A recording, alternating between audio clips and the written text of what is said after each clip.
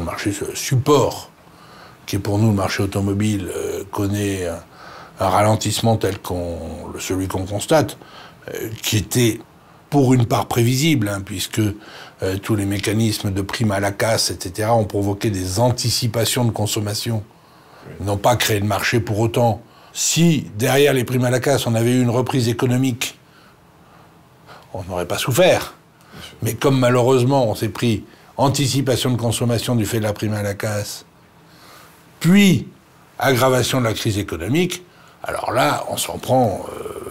de là les difficultés des constructeurs automobiles. Hein, je vous renvoie à des commentaires plus avisés que le mien sur ce sujet particulier. Mais quand ce marché sous-jacent connaît les difficultés qu'il connaît, il est évident que nous les rencontrons également pour notre développement. Ce qui ne signifie pas que nous le rencontrons pour notre fonctionnement, parce que Dieu merci, le socle est stable, heureusement. Il faut veiller à ce qu'il reste stable.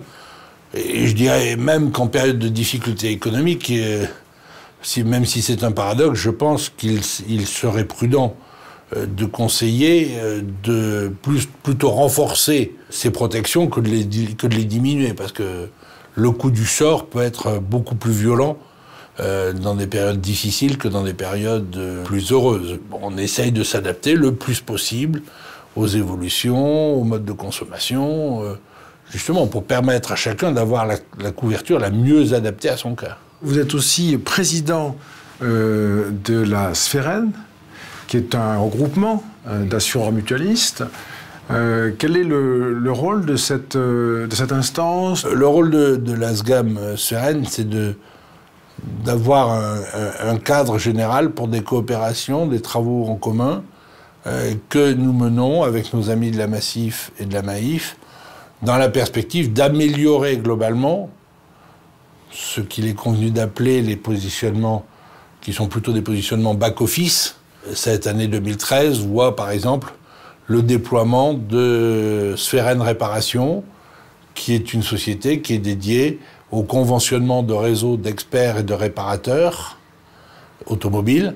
Donc nous allons acheter l'expertise et la réparation automobile en commun. 3 opérateurs majeurs du marché. Nous pensons donc que nous allons améliorer nos conditions sur le marché, dans le respect, bien évidemment, des réparateurs et des experts. Et donc les conditions d'accès à une assurance de qualité pour nos sociétaires, c'est toujours la finalité de notre action. Quand vous demandez pourquoi ils font ça, posez-vous toujours la question, en quoi est-ce que ça va améliorer les choses pour le sociétaire? C'est ça notre moteur. C'est notre raison d'être et on n'en sortira pas.